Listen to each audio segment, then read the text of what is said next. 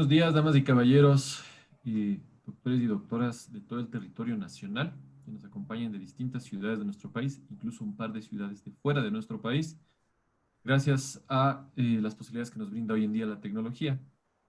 En nombre de Exceltis Pharma Ecuador, es un tremendo honor, un gran placer poder participar y apoyar en el primer simposio virtual internacional de la Sociedad Ecuatoriana de Ginecología y Obstetricia filial de Manabí, SEGOM, por intermedio de su digno presidente, el doctor Otto Hiller, quien ha tenido la amabilidad de involucrarnos y solicitar nuestro apoyo para poder hacer posible esta sesión virtual.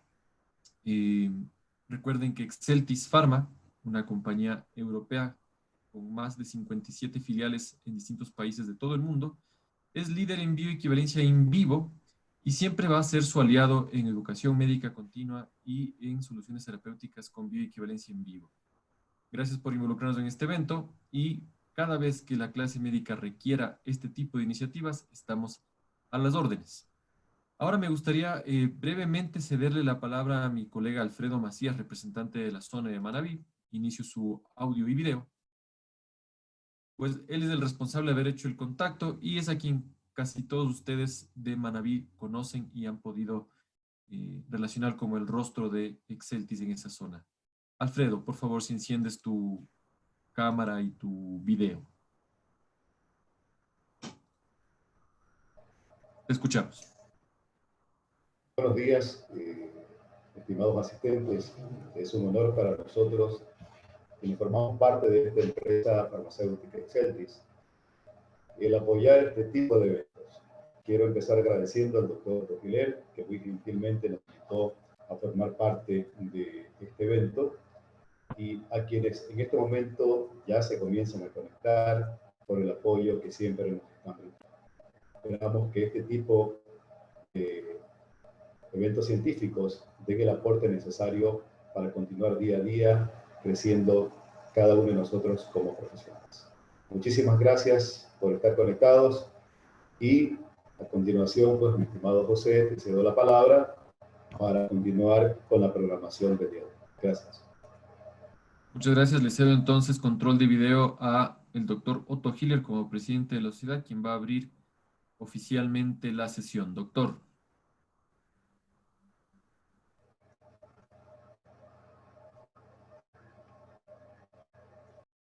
Por favor, reinicie su micrófono, doctor. Perfecto. Ok, buenos días a todos. Es un placer para nosotros, como la Sociedad Ecuatoriana de Ginecología y Obstetricia filial Manabí, SEGOM, de la cual tengo el grato honor de presidir, pues tener hoy en día el desarrollo de este primer simposio virtual internacional con las ponencias de dos grandes profesores como son la doctora Yurba y el doctor Abel Guzmán, que han sido piezas clave para el desarrollo de este gran evento. Asimismo, agradezco a Exceltis, tanto a Alfredo como a José Manuel, por el apoyo incondicional que nos han dado y esperamos que esta no sea la primera, sino que hacer varios de estos simposium, ya que es la nueva modalidad que tenemos para reunirnos, afianzar conocimientos y continuar con nuestra formación. Por lo tanto, agradezco también a todos los ponentes, también a las personas que se han unido a nuestra transmisión, ya que tenemos de varios países, lo cual es muy importante para el fortalecimiento y el inicio de este evento científico. Por lo tanto, queda abierto el mini simposio. Adelante, José Manuel.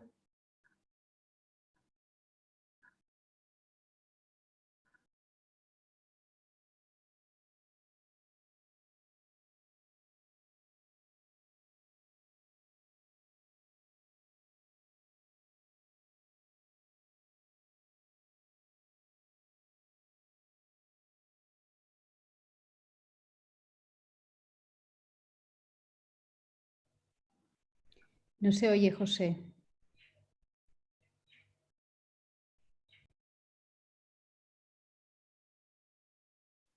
Muchas gracias, doctora Yurba, por el detallito. Disculpen, no encendí el micrófono.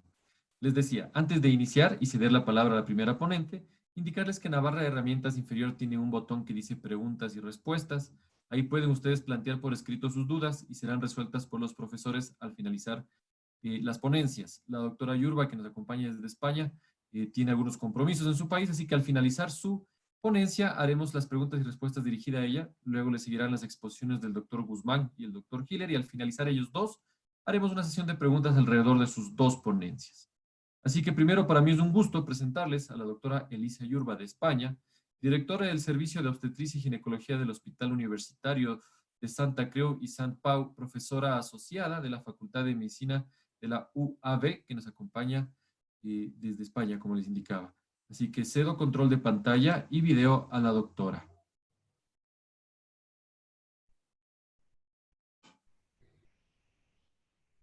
Hola, buenos días a todos y a todas. Muchas gracias en primer lugar a la Sociedad Ecuatoriana de Ginecología y Obstetricia, especialmente al doctor Otto Hiller por la invitación. Es un placer estar aquí con todos ustedes. Y solamente quería destacar la gran amistad que nos une con el doctor Otto Hiller desde hace más de 20 años, en que compartimos nuestra residencia en Barcelona, en el Hospital Vall d'Hebron, y desde entonces pues hemos mantenido esa amistad y por eso para mí es un placer estar hoy aquí compartiendo con ustedes esta sesión, y también gracias a Exceltis por haberlo hecho posible. Sin más, voy a dar inicio a esta charla que me han otorgado acerca de preeclampsia sobre manejo clínico y los protocolos actuales. Y por favor, van haciendo las preguntas a través de, como les han indicado, a través de las preguntas y respuestas, y al final pues será un placer para mí intentar resolver sus dudas. Por favor, José, ¿me puedes dejar compartir la pantalla? Ahora mismo, doctora, permítanlo que...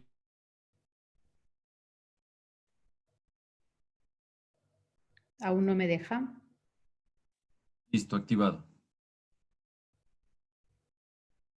Gracias. Muy bien, pues sin más vamos a empezar la presentación.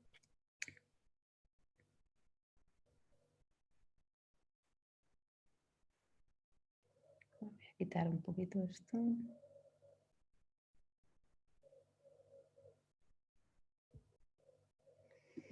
Muy bien. Pues en esta charla vamos a ir a través de 3 puntos críticos. El primero es la definición actual de la preeclampsia, que ha cambiado ligeramente. Luego vamos a entretenernos bastante sobre el manejo clínico de la preeclampsia, que todos ustedes desde luego conocen casi mejor que yo, porque desgraciadamente tiene una incidencia de preeclampsia y de complicaciones maternas más alta que en mi país, pero sí que vamos a hacer una serie de consideraciones que pienso que son interesantes desde el punto de vista de manejo clínico, y finalmente iremos a las complicaciones maternas. Primero me gustaría empezar esta charla poniendo en relieve algunos aspectos a través de un caso clínico. Eso es una señora que vimos en nuestro centro, una paciente de 32 años, sin factores de riesgo, que a las 34 semanas de gestación acude por primera vez a urgencias de un hospital más pequeño porque presentaba náuseas y vómitos. En ese momento pues, le tomaron la tensión arterial y, como ven, era normal. Presentaba una proteinuria que era negativa, por lo tanto sí que el médico de guardia pues, pensó en hacerle una proteinuria y esta fue normal.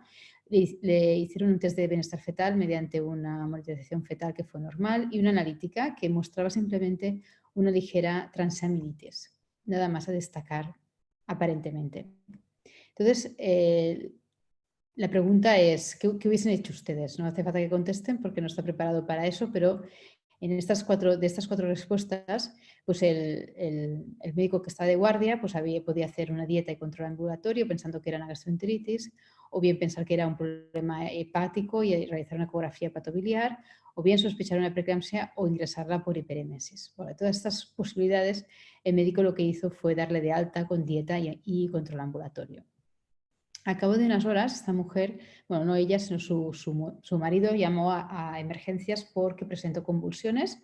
Durante el traslado, esta paciente estaba con una tensión arterial de 125/67, pero cuando llegó a nuestro centro, pues ya la catalogamos de eclampsia y síndrome de HELLP, como se demostró posteriormente cuando se realizó la analítica. Ya presentaba unas plaquetas bajas y una alteración más importante tanto de transaminasas como de LDH, además de unas tensiones altas. Finalizó mediante una cesárea y todo fue bien. Pero como podemos ver, este caso ilustra cómo la preeclampsia es una enfermedad muy heterogénea. Por eso sigue siendo la segunda causa de muerte materna. Y como les decía, es una enfermedad compleja y además muy variable en su presentación.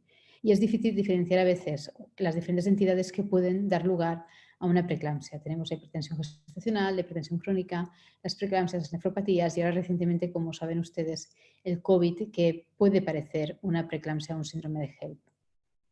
Por lo tanto, cuando vamos a valorar qué es la preeclampsia, ya saben todos ustedes que es una enfermedad endotelial multisistémica en la que pueden aparecer diferentes signos y síntomas. Aquí tienen los clásicos, que son la presión arterial elevada más la proteinuria, pero también nos podemos encontrar con diferentes lesiones en órganos dianas, como pueden ser a nivel cerebral, mediante una eclampsia o dolor de cabeza, o bien a nivel hepático, como hemos visto en nuestra paciente, como alteraciones del feto y de la placenta. Pero lo que se sabe hoy en día es que todo esto proviene de una alteración placentaria y que esta alteración placentaria la podemos estudiar mediante los factores angiogénicos. Y de hecho ya se sabe desde hace como unos 10-15 años que el link entre la placenta y la enfermedad materna es esta alteración de los factores angiogénicos y antiangiogénicos, con un predominio de los factores antiangiogénicos, que son los que es el SFLT1, que es lo que lesiona finalmente el endotelio y da lugar a los síntomas y signos clásicos de la enfermedad. Estos son uno de los primeros estudios que relacionaba la presencia de unos niveles de factores angiogénicos mediante la medición del ratio. Como saben, el ratio es una relación o cociente entre el factor antiangiogénico SFLT1 y el factor proangiogénico placenta growth factor. Cuando este ratio está elevado, es patognomónico de preeclampsia. Y sabemos que hay unos puntos de corte que nos ayudan a establecer el diagnóstico de preeclampsia. Este trabajo en los que se basan estos datos presentados en la diapositiva es del año de la revista Hypertension, que se presentó en el 2014 por un compañero que se llama Verloren. Aquí vemos cómo las pacientes que tenían una preeclampsia en la fase más precoz, es decir, por debajo de las 34 semanas, que como saben es la que más se relaciona con la enfermedad placentaria, presentaban un valor de cociente SFLT-PLGF por encima de 85. Y en la fase más tardía, en la fase más tardía de la enfermedad, en la late onset preeclampsia, aquí tenemos que el valor de corte o punto de corte es de 110. ¿Por qué esta diferencia? Porque, como saben, al final del embarazo, la preeclampsia es una enfermedad más heterogénea, una enfermedad que tiende a tener un componente materno y un componente placentario, y los casos y controles hay un overlap entre casos y controles y, por lo tanto, el punto de corte tiene que ser un poco más alto.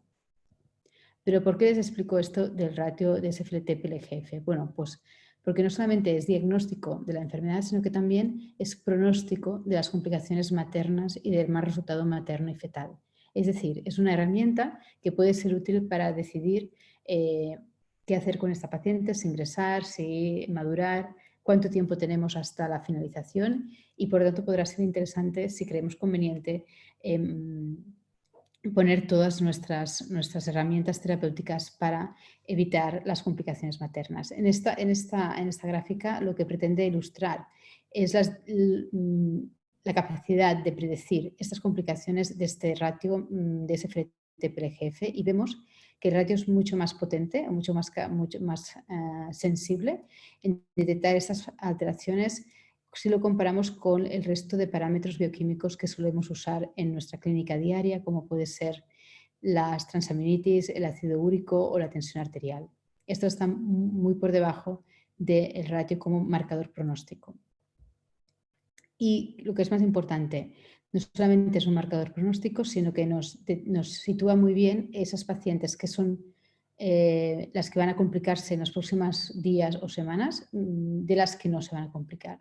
En este trabajo, que es del mismo, es publicado en el Circulation un poco antes, este punto de corte de 85 nos divide la población de mujeres con preeclampsia en dos grupos. Uno que va a necesitar finalizar la gestación en las siguientes 2 semanas, que es este grupo de aquí, las que tienen los valores de ratio por encima de 85, mientras que aquellas pacientes que al principio eran iguales, es decir, tenían preeclampsia igual, pero el ratio de factores angiogénicos estaba por debajo de 85, esas pacientes continúan embarazadas incluso 5 semanas después del diagnóstico, lo que ilustra que eran unas pacientes con menor gravedad y con mejor pronóstico y por tanto en las que podemos hacer una actitud más contemporizando la situación.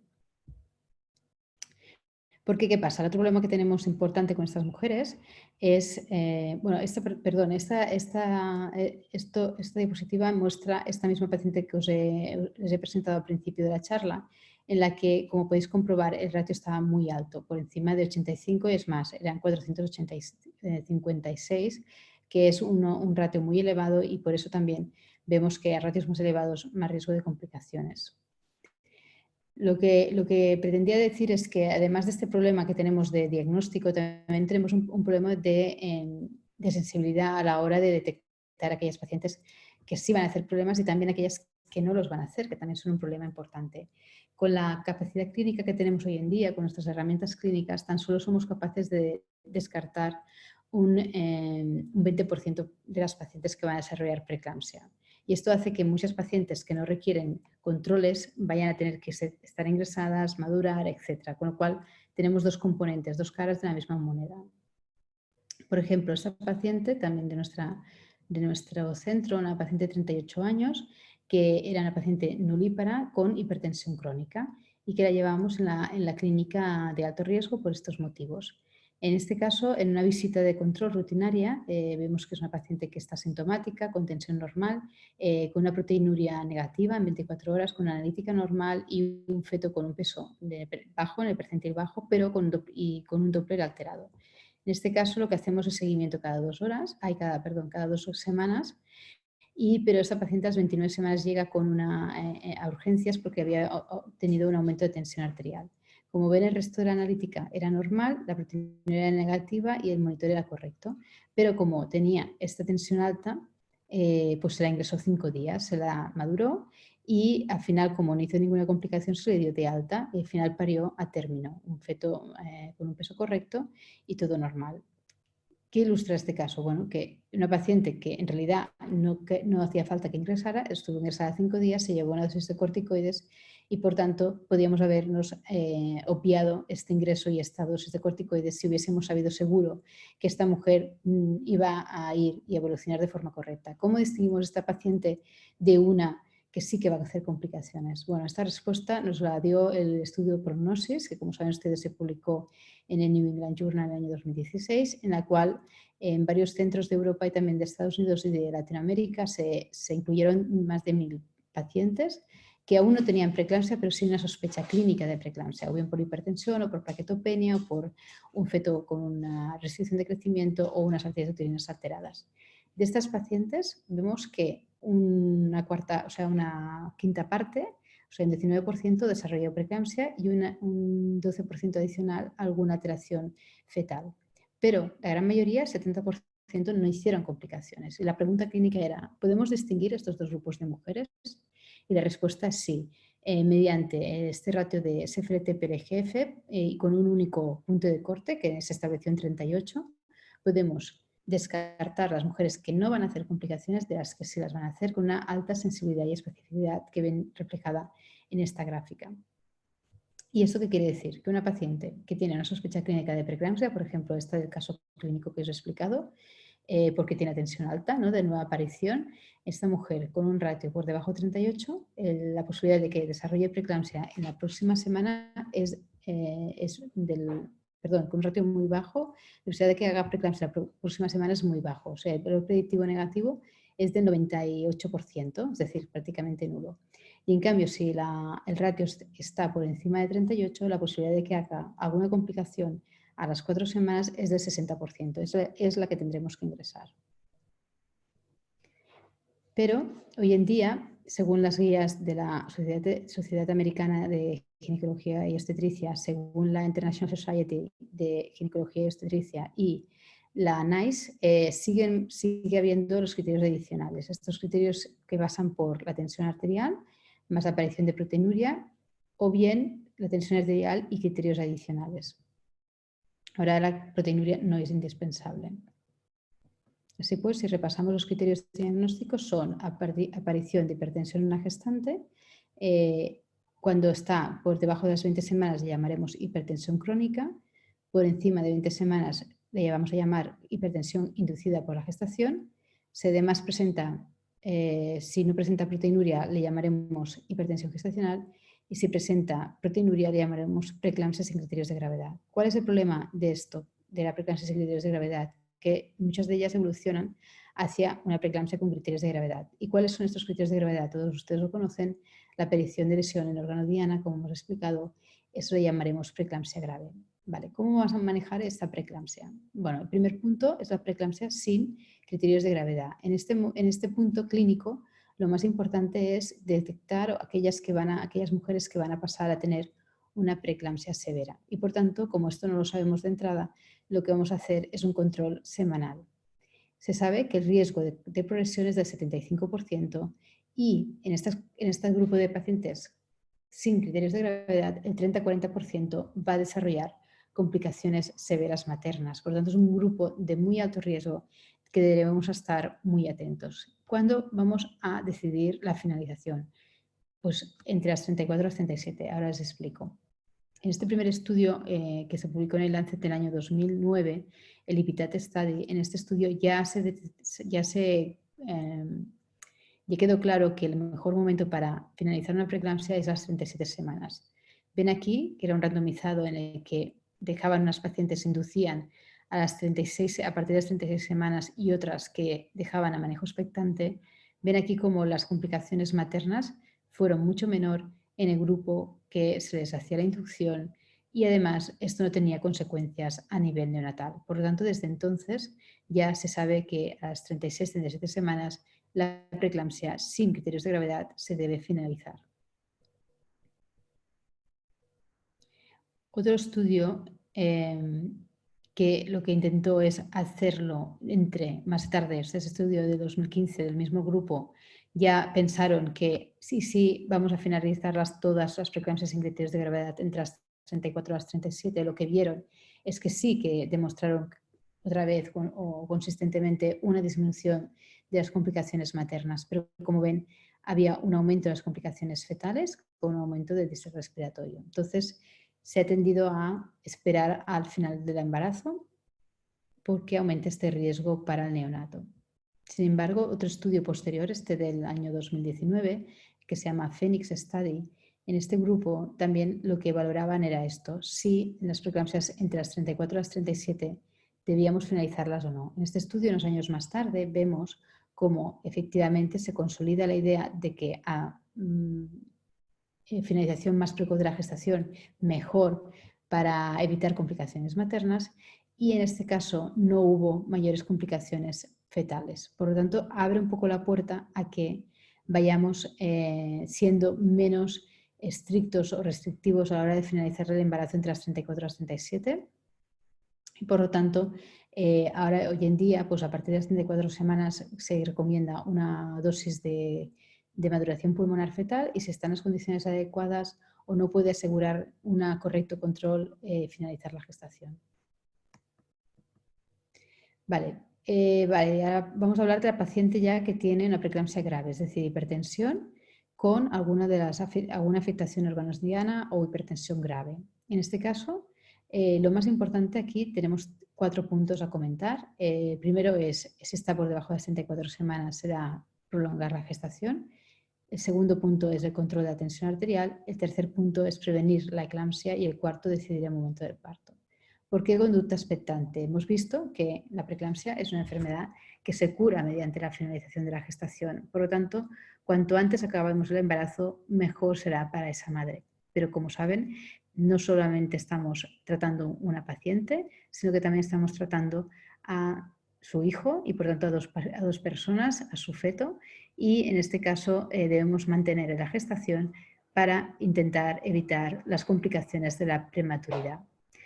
Estos estudios que demuestran una mejoría en los resultados perinatales fetales en las mujeres con preeclampsia grave son hechos en realidad desde hace bastantes años, pero en todos ellos existía una mejoría cuando esperábamos y manteníamos una conducta expectante siempre y cuando podemos asegurar un buen control materno. Estos estudios se basan en 2 estudios randomizados, 6 estudios observacionales. En todos ellos hay menos complicaciones perinatales, un incremento de la morbilidad materna y una prolongación de media entre 7 y 15 días. Pero es muy importante recalcar, como os decía, que depende de las condiciones de las que se dispone. Si estamos en un hospital pequeño, no podemos atender en condiciones a esa mamá y tenemos dudas de poder responder de forma adecuada a las complicaciones maternas, siempre es mejor salvar la vida de la mamá. ¿Qué necesitaremos cuando os digo unas condiciones correctas para hacer un control intensivo de estas mujeres con una preeclampsia grave? Estamos hablando de una unidad de curas obstétricas semi-intensivas que requieren la atención de 24 horas por parte del personal enfermería y también con una llamada al médico lo más cerca posible. Necesitamos que esta paciente tenga un reposo relativo, una dieta normal, un control de tensión cada hora y tratamiento antihipertensivo si la tensión arterial está, para mantener una tensión arterial entre 130, 140 y 80, 90, una diuresis horaria mediante sonda de Foley o al menos un balance hídrico cada 12-24 horas. Debemos hacer control de la sintomatología materna y reflejos patelares cada 8 horas, analíticas cada 24 horas, monitorización fetal. También tendremos que hacer alguna ecografía obstétrica y también dependerá de la situación fetal. Si hay un ciclo concomitante, como os explicará más tarde el doctor Guzmán, pues deberemos extremar los controles Doppler y también seguramente de cardiotocográficos. Maduración fetal y los mínimos que se requieren a nivel de tratamiento es la maduración parenquimatosa fetal, la profilaxis con heparina y sulfato de magnesio. Porque en este caso también debemos utilizar otras variables que nos ayuden a predecir las complicaciones maternas. En este caso está también muy claro que a partir sobre todo de las 32 semanas podemos intentar predecir las mujeres que tienen mayor riesgo de complicaciones mediante el modelo Pierce. El modelo Pierce está validado en más de 2.000 pacientes con preeclampsia y es útil en los siguientes 2-7 días.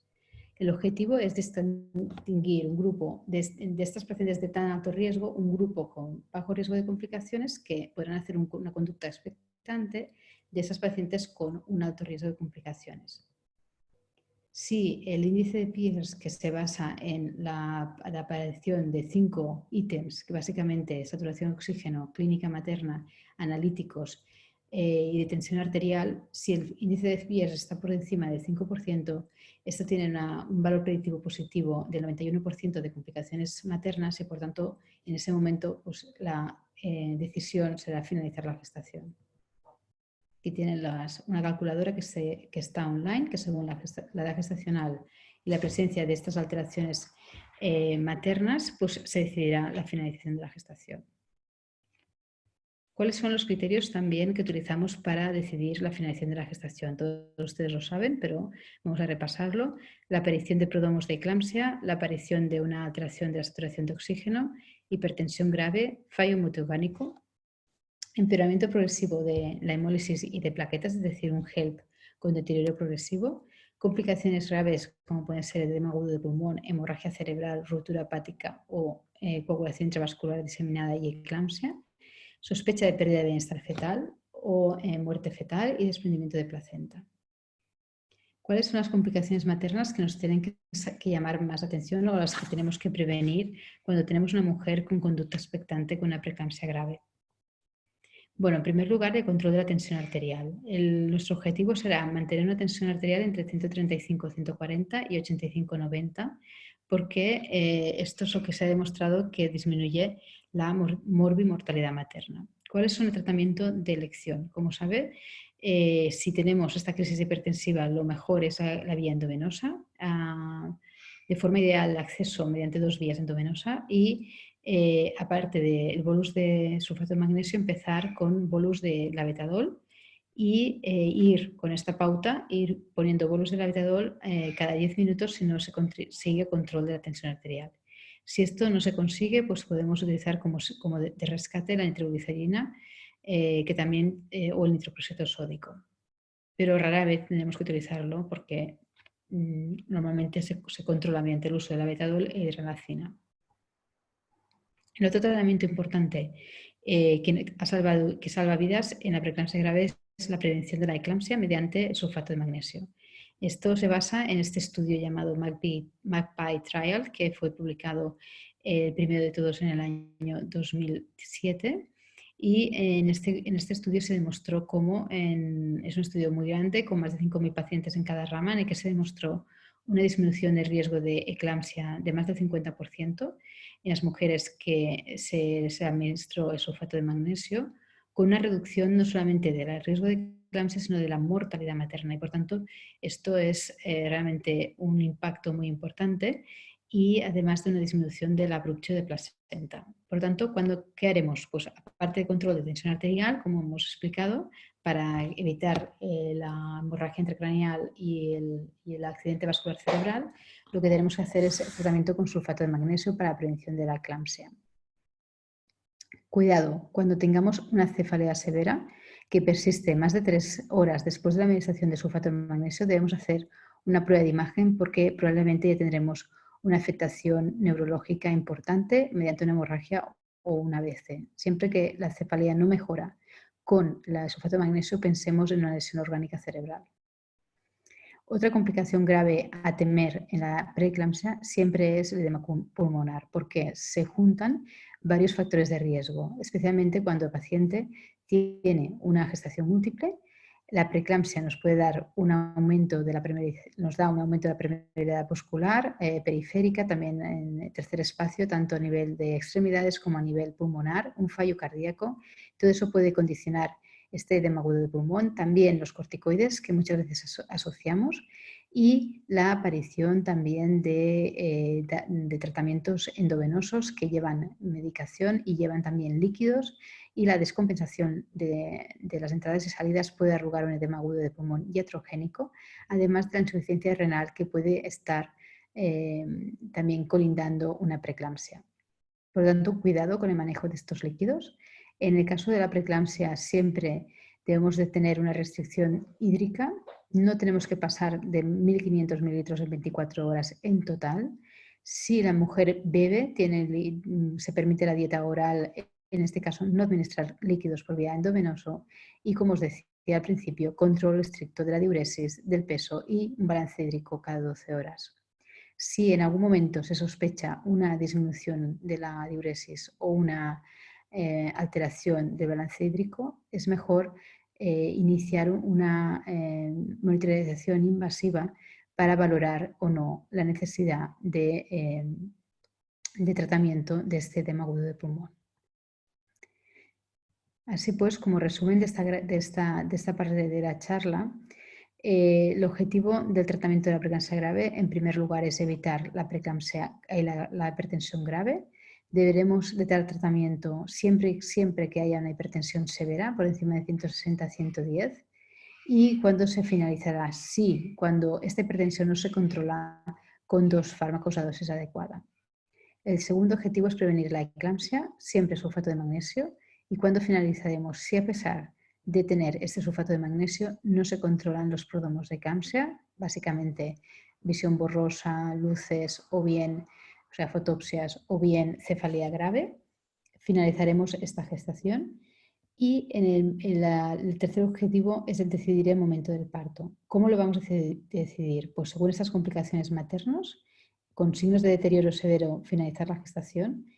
Por el bienestar fetal, el 50% de los casos se tienen que finalizar por culpa de una alteración del Doppler o del monitor fetal.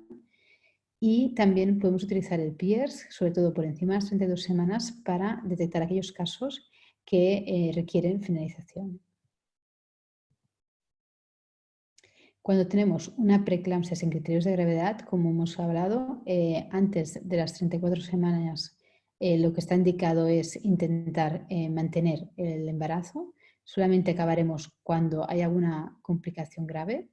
Entre las 34 y las 36 semanas ser un poco menos, o sea, ser más flexibles, y debemos considerar la finalización siempre que haya múltiples factores de riesgo, como puede ser un embarazo múltiple, un CIR o otras comorbilidades. Considerar finalizar entre las 34 y las 36 semanas con una dosis de corticoides. Estas las NICE Guidelines recientemente han incorporado este dato. Y a partir de 37 semanas siempre finalizar la gestación a partir de las 37 semanas, si se puede, por vía vaginal. Perdón. Mediante todas estas medidas que hemos explicado, la preeclampsia ha disminuido en los últimos años. Esto es en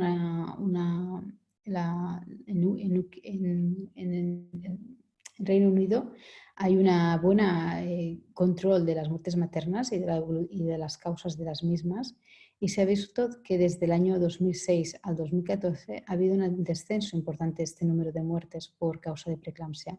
Esto se ha atribuido, este descenso, a la restricción de fluidos en relación al edema agudo de pulmón, a un adecuado tratamiento de hipertensión severa, a una terapia anticonvulsivante con sulfato de magnesio, en el tratamiento preventivo mediante aspirina desde el primer trimestre de la gestación, en el 2010 en Reino Unido, y a la inducción al parto desde las 37 semanas. Es decir, todo esto que os he explicado en esta charla realmente es capaz de hacer un impacto importante en la reducción de la morbimortalidad materna, como demuestra esta evolución en Inglaterra, pero que podría ser la misma en cualquiera de los países en los que se aplique. Así que finalmente, como conclusión, es decir que la preeclampsia es una enfermedad muy grave y que el criterio diagnóstico es difícil. Vemos que es una enfermedad heterogénea y que por tanto debemos de valorar, si podemos, la utilización de factores angiogénicos que nos pueden ayudar a descartar o a detectar a aquellos pacientes con peor pronóstico. Siempre utilizar un protocolo que nos va a ayudar a evitar las complicaciones más graves, utilizar sulfato de magnesio, corticoides, antihipertensivos y tener un buen control de las complicaciones maternas, y si se requiere la finalización de la gestación, que siempre deberá ser a partir de las 37 semanas en la preeclampsia sin criterios de gravedad. Entre las 34 y las 37 hemos visto que el criterio se ha ampliado, que podemos, según las características de esta gestación, podemos ser menos conservadores. Y en el caso de preeclampsia grave, entre las 32 y 34, valorar el PIERS, y antes, en cualquier momento, siempre que haya un deterioro materno o fetal. Y eso es todo. Muchas gracias.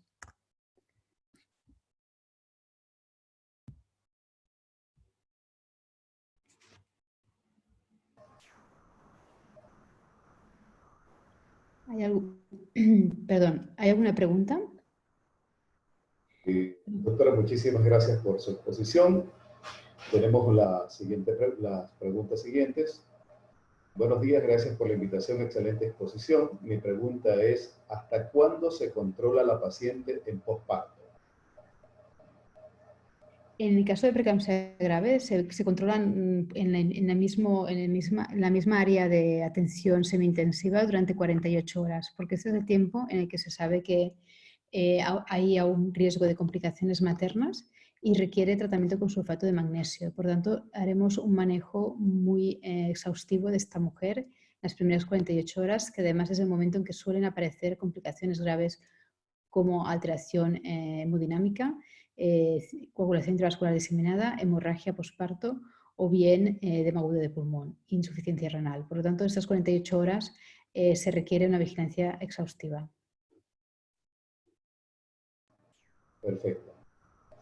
La siguiente pregunta. ¿Cómo decidir la vía de nacimiento? Sí, esta es una pregunta muy pertinente porque realmente no siempre es fácil, ¿no? A partir de en general, 37 semanas, siempre intentar vía vaginal, siempre y cuando el feto esté bien, es decir, sea un feto con un bienestar fetal, con un monitor normal y que creamos que puede tener, pues puede aguantar un parto, ¿no? Pero si hablamos de la típica paciente con 36 semanas, suelen ser pacientes con fetos que tienen una buena reserva y que puede parir por vía vaginal sin problema. A partir de las 34 semanas normalmente también encontramos unas condiciones adecuadas para intentar un parto vaginal y por debajo de las 34 semanas que normalmente tenemos que acabar el embarazo por una complicación materna o fetal, no se dan las condiciones adecuadas para una vía vaginal y seguramente nos decidiremos por una vía alta, sobre todo por causa fetal. Tenemos otra pregunta. ¿Qué factores pueden afectar la medición del coeficiente SFLT, PIEGF? Bueno, básicamente el cociente se altera o sea, no es un factor que, como es un equilibrio, un cociente entre angiogénicos y antiangiogénicos, vemos que no hay grandes factores que nos tengan que hacer corregir este cociente. Es decir, no lo vamos a cambiar el punto de corte porque la paciente sea obesa o por la edad gestacional. Sí, siempre y cuando hemos visto que menos de 34 semanas o más de 34 semanas hay 2 puntos de corte, pero para sospecha clínica, por debajo de 37 semanas solamente tenemos un punto de corte que es 38, es decir, que tenemos que recordar estos 3 puntos de corte en estas edades gestacionales y no vamos a utilizar otros condicionantes que nos cambien el cociente de SFLT-PLGF, por lo tanto es bastante fácil de utilizar. Es verdad que en gestación gemelar hay un aumento de estos factores angiogénicos al final del embarazo. Esta es una publicación que acaban de aceptar en el Fetal Diagnosis and Therapy y vemos como a partir de las 29 semanas hay un aumento de este ratio de factores angiogénicos de forma fisiológica y por tanto no podemos utilizar los mismos puntos de corte que en la gestación única. Incrementan un poco, pero en general si tenemos un ratio de factores angiogénicos por encima de 85, ya sea en único o en múltiple, deberemos pensar que estamos delante de una preeclampsia y de una preeclampsia con criterios de gravedad. Doctora, la aspirina, ¿a qué dosis? ¿100 miligramos o más y desde cuántas semanas? Bueno, esta también es una pregunta muy importante. Saben que el estudio en el que se basa en todas las recomendaciones es el estudio ASPRE. En este estudio las dosis que se dieron fueron 150 porque se sabe que hay mujeres y personas que son resistentes a la aspirina, a dosis bajas y por tanto esto se contrarresta con una dosis un poco más alta. Así que la dosis adecuada son 150 miligramos por la noche desde las 12 semanas de gestación y hasta las 36 semanas. Esto es lo que está publicado y así se realizó el estudio que demostró realmente una disminución de la preeclampsia en pacientes de riesgo. Perfecto, doctora. Muchísimas gracias. Me llega otra pregunta. En el postquirúrgico de una eclampsia, la paciente vuelve a convulsionar. ¿Qué se debería hacer?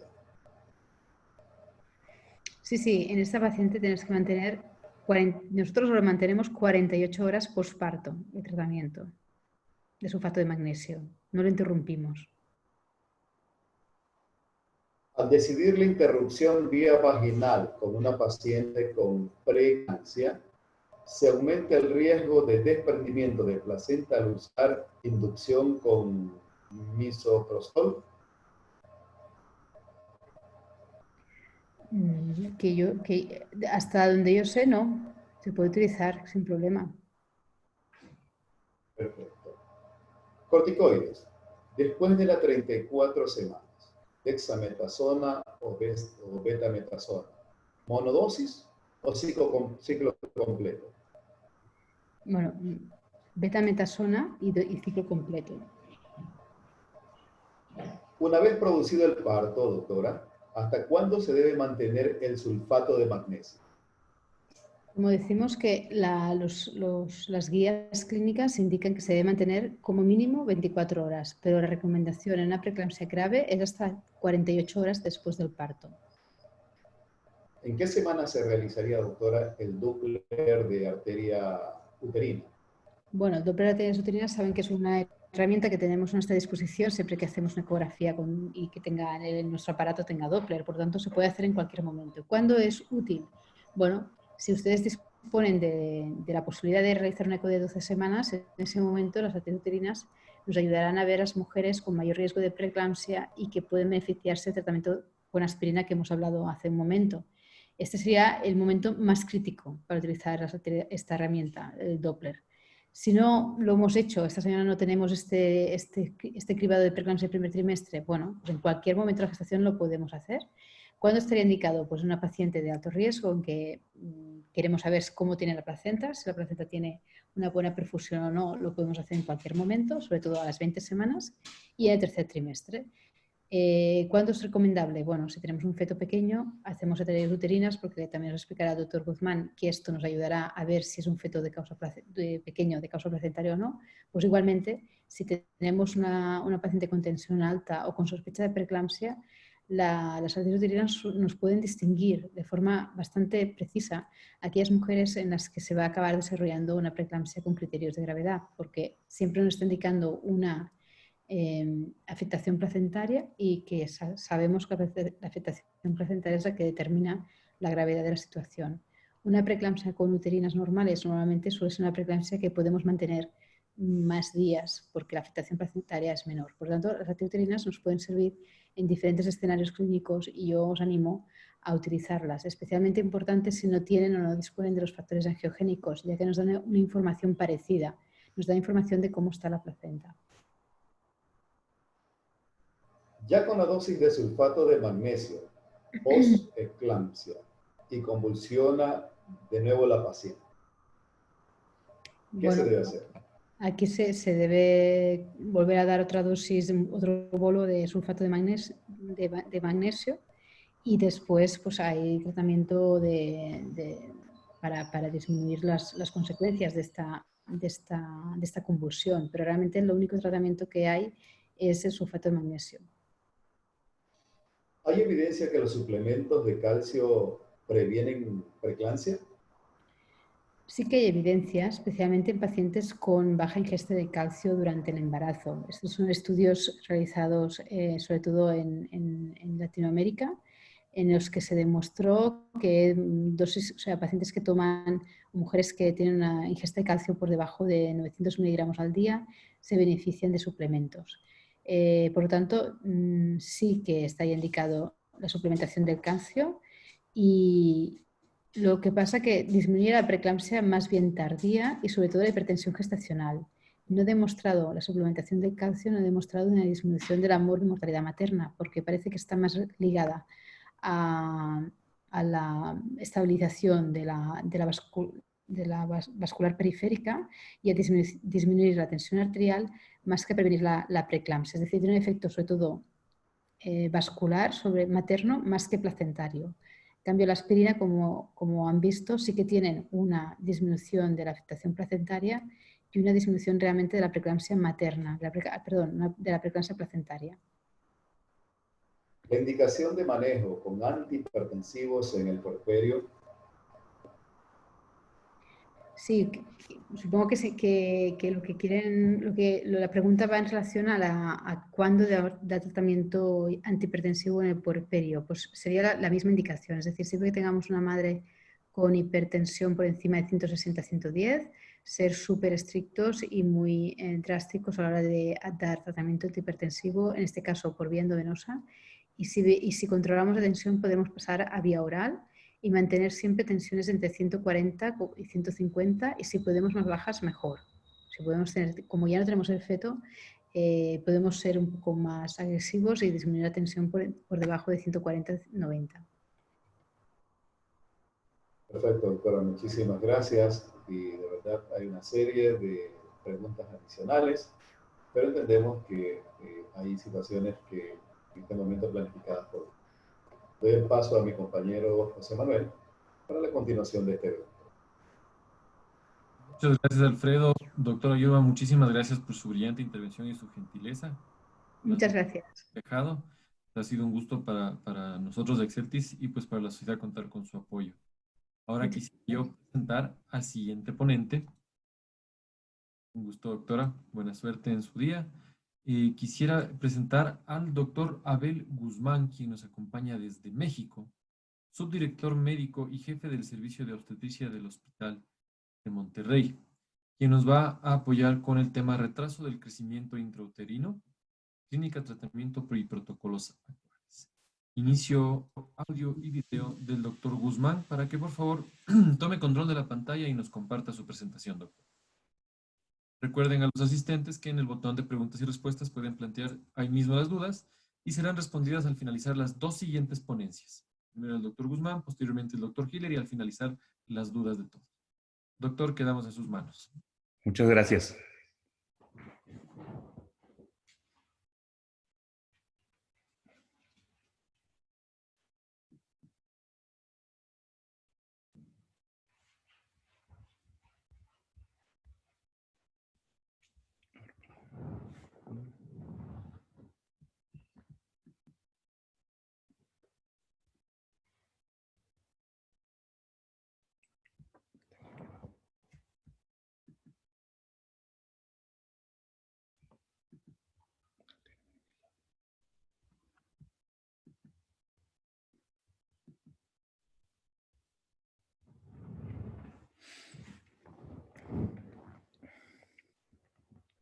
Buenos días y buenas tardes, dependiendo de dónde nos estén escuchando. Pues primero que nada, agradecer al doctor Otto Hiller la invitación, a Elisa Yurba por acompañarnos en estas ponencias y a Exceltis y a la gente que participó para que esto se llevase a cabo. Dentro de esta situación nacional, mundial que nos está afectando, es importante este tipo de actividades académicas para compartir entre los colegas los conocimientos y los protocolos de manejo que realizamos en los diferentes países. Vamos a ver este tema de vigilancia y manejo de los fetos con restricción del crecimiento intrauterino, de los manejos que realizamos tanto aquí a nivel nacional como algunos aspectos internacionales. Iniciamos con la charla. Dentro de algunos aspectos importantes es ver que la restricción del crecimiento intrauterino es un estado que afecta muy frecuentemente a los fetos en los diferentes países. Su incidencia va desde el 4-8% en los países desarrollados y desde el 6 al 30% en los países en desarrollo. Aquí en México tenemos alrededor de un 8% en general en el país de incidencia, y en nuestro hospital universitario que pertenece a la Universidad Autónoma de Nuevo León en Monterrey, Nuevo León, México, tenemos el 13.5% porque somos un hospital de tercer nivel de referencia de todo el noreste del país. Incrementa la morbimortalidad de esta patología de 3 a 10 veces y a pesar de los avances científicos que tenemos, no vamos a encontrar la causa hasta en un 40 a 50% de los casos. Por lo tanto, se puede diagnosticar hasta el nacimiento en un 30 a 50% de los casos, y el diagnóstico va a ser incorrecto en un 50% de los casos, sobre todo porque no se siguen los protocolos establecidos para fechar bien el embarazo y puede haber ahí discrepancia en ese aspecto.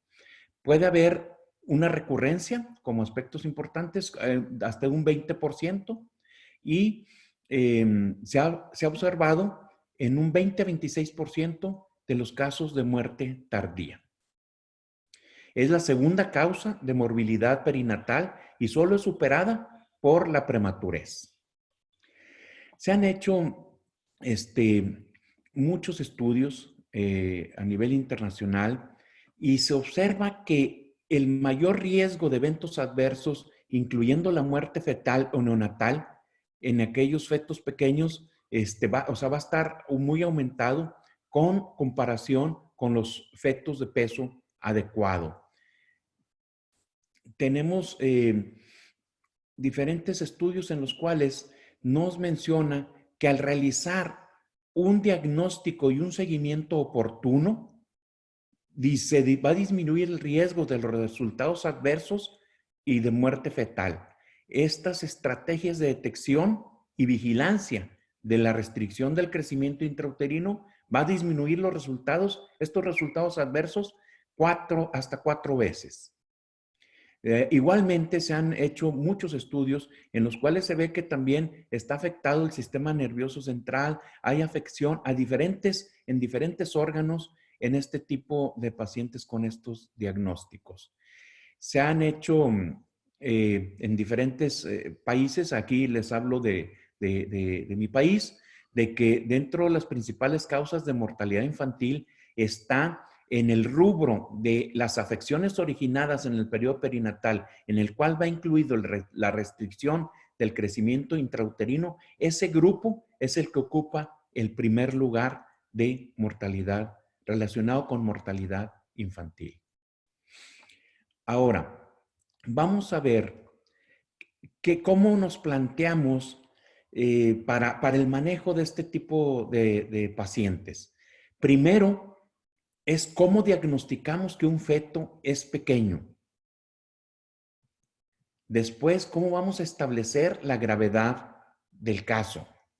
Y una vez establecida la gravedad, tenemos que hacer una clasificación, que estas clasificaciones han variado y en el resto de la plática vamos a ver cómo ha ido cambiando y los protocolos de manejo actuales que estamos manejando. Sobre todo porque dependiendo de la clasificación, vamos a ver el manejo que le vamos a dar, de ahí se va a derivar el manejo que le vamos a dar a cada paciente.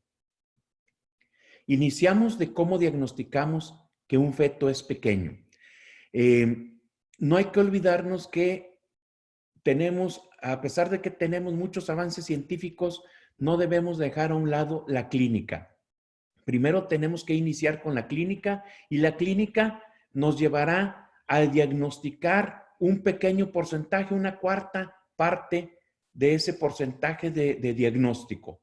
Pero no debemos de dejarla a un lado porque existen zonas en las cuales no tenemos la tecnología necesaria para realizar los estudios avanzados que en los centros de tercer nivel como el nuestro y de algunos de sus países lo tenemos, ¿verdad? Pero aún en México existen zonas en las cuales son marginadas y no tenemos toda la tecnología. Entonces no debemos de olvidar la clínica para realizar el diagnóstico de retraso en el crecimiento intrauterino.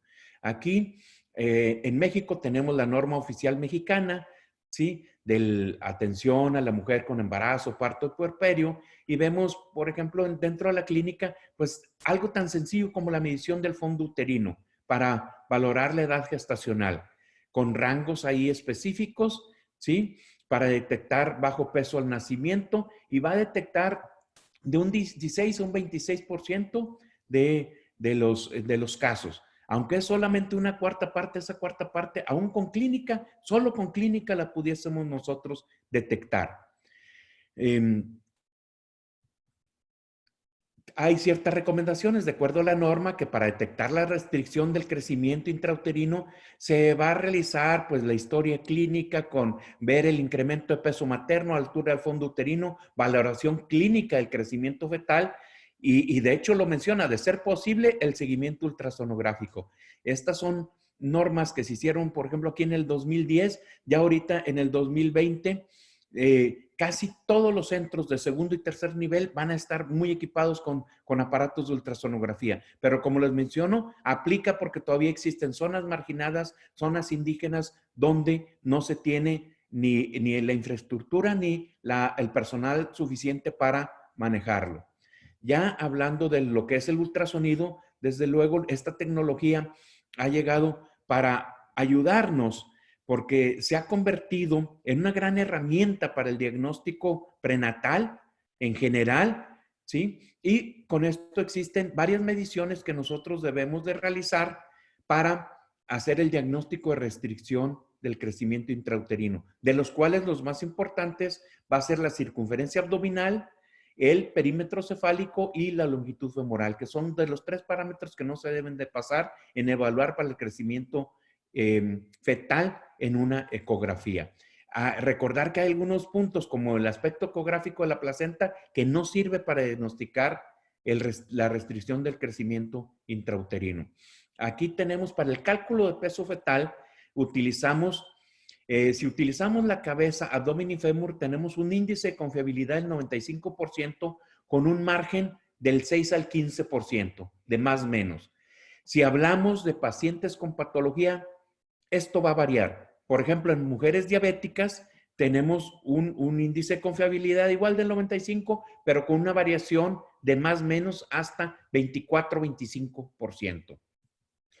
Hay que recordar que no solamente debemos de incluir las medidas de estos parámetros. Lo ideal es reportar en percentiles el crecimiento fetal. Ya con el cálculo de todas estas medidas que nosotros realizamos, hay que obtener nosotros el percentil porque con eso es lo que nos va a dar mayor confiabilidad y con eso es con lo que nosotros vamos a clasificar la restricción del crecimiento de acuerdo a los nuevos protocolos.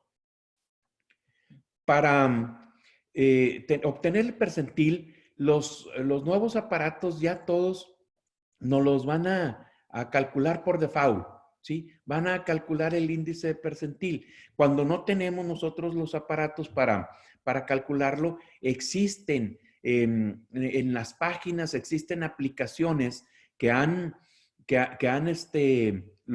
publicado colegas esta es una publicación de Figueras y Gratacós en la cual hacen cálculos no solamente del percentil, sino también de los riesgos que tiene para otras patologías. Entonces, nosotros podemos utilizar estas herramientas y si tenemos nosotros nuestras mediciones en aparatos que no te lo calculen, pues podemos nosotros apoyarnos en estas herramientas para poder obtenerlo.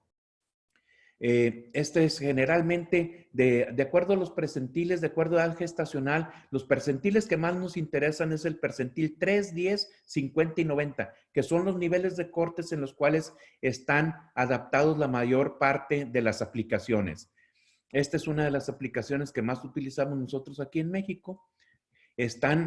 Hay estudios internacionales en el cual de acuerdo a cada país van haciendo los niveles de percentil que son adecuados al país. No es lo mismo el percentil para una población, independientemente, no solamente de separarlos en país, sino en una población determinada a otra. El nivel, la altura, hay muchas variaciones. Entonces, lo ideal es de que cada país haga sus propias tablas de percentiles. Este es un ejemplo de cálculos de percentiles que está hecho en México y publicado en Lancet.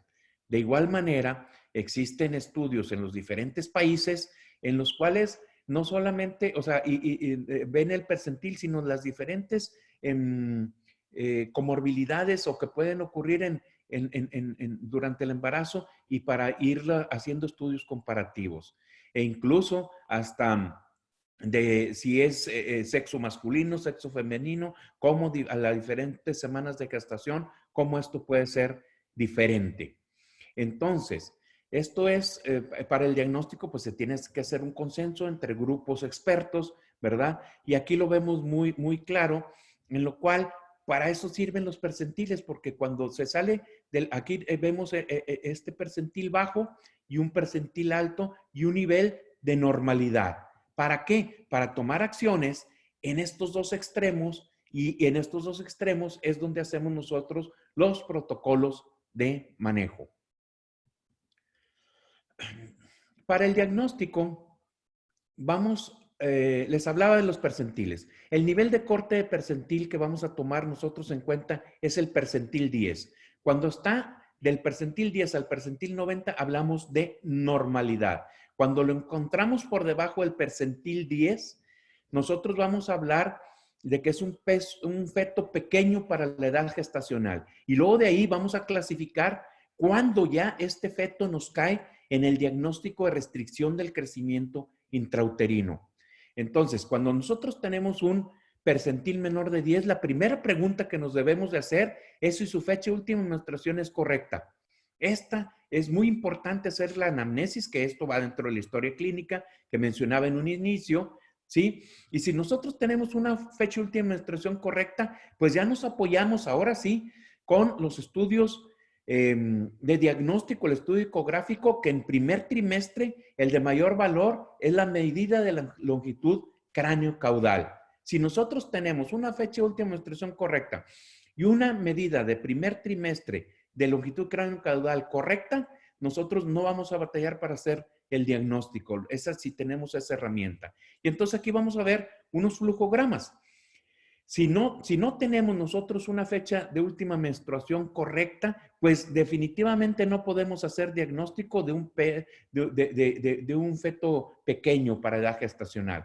Si sí nosotros la tenemos correcta, la edad gestacional, la segunda pregunta que nos debemos de realizar, si nosotros estamos ante un feto con percentil menor de 10 y que tenemos una fecha de última menstruación correcta o una ecografía de primer trimestre visible, entonces debemos de hacernos la pregunta si tenemos este feto con defectos estructurales, con infecciones o con cromosomopatía, que debemos de investigarlo intencionadamente.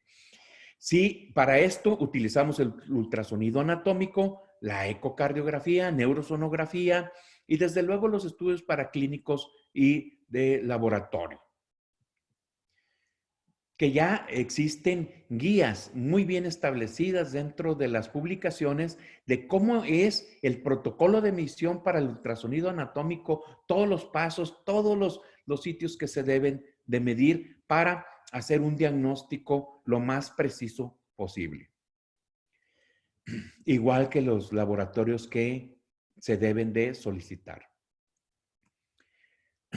Si nosotros sí tenemos, seguimos el algoritmo, si tenemos un defecto estructural, infección o cromosomopatía, ¿sí? Pues entonces tenemos un feto pequeño para edad gestacional, pero que está anormal. Y vamos a ver cómo incidimos en la anormalidad, ¿verdad? Y si no tenemos defectos, entonces vamos a utilizar la herramienta de flujometría Doppler.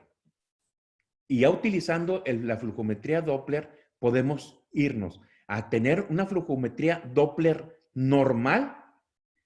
Y si tenemos nosotros la flujometría Doppler normal y tenemos al feto entre percentil 3 y percentil 10, entonces estamos solamente ante un feto pequeño para edad gestacional, pero todavía no tenemos diagnóstico de restricción de crecimiento intrauterino. Pero si nosotros lo tenemos anormal, el Doppler, o tenemos en un percentil menor de 3, entonces ya estamos ante el diagnóstico, con cualquiera de las dos cosas que tengamos, estamos ante el diagnóstico de una restricción de crecimiento intrauterino. Aquí lo tenemos, siguiendo el algoritmo.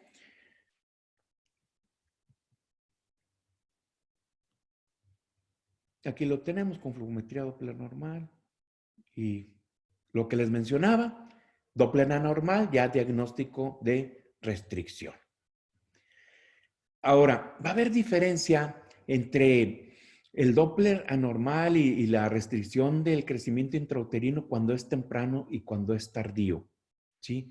Va a haber diferentes sistemas de adaptaciones del feto para este tipo de patología. Aquí tenemos una tabla comparativa.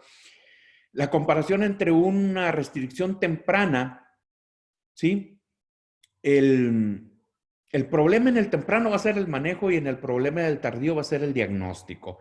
Fíjense, en el temprano vamos a tener una alta afección placentaria, una hipoxia severa y y la tolerancia ahí a la hipoxia va a ser una historia natural de tolerancia con una alta morbimortalidad.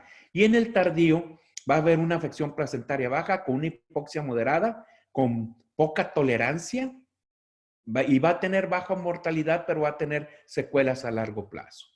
Aquí tenemos un ejemplo del temprano, un ejemplo del tardío.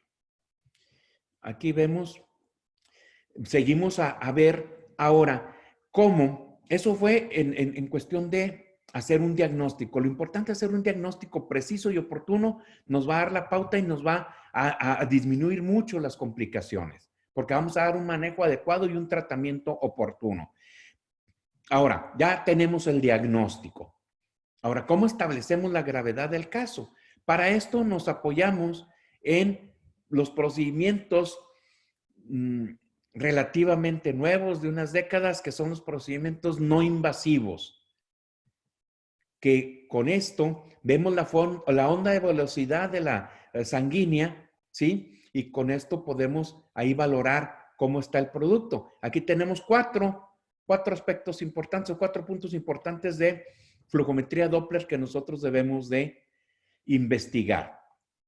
Un punto importante es la arteria, ver cómo está la flujometría de la arteria umbilical. El otro parámetro es cerebral media, el otro es el ductus venoso y las arterias uterinas. Vamos a ir hablando de la importancia de cada una de ellas.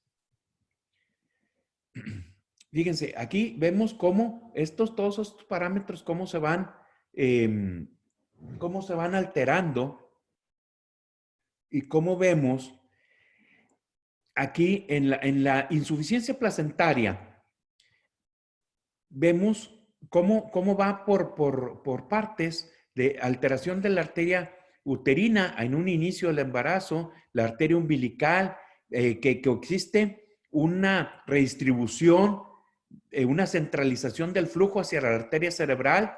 Ya cuando todo esto ya pasa, va a haber una falla a nivel del sistema cardíaco. Lo identificamos con alteración del ductus venoso, con alteración del registro cardiotocográfico y ya entramos desde problema placentario a un sistema de compensación de hipoxia, a una descompensación de la hipoxia que aquí vemos ya con alteración del ductus venoso y a un serio daño ya con un registro cardiotocográfico anormal y con una falla sistólica cardíaca. Esta es la historia que puede suceder con una insuficiencia placentaria. Tenemos también, fíjense la diferencia aquí con una insuficiencia placentaria tardía.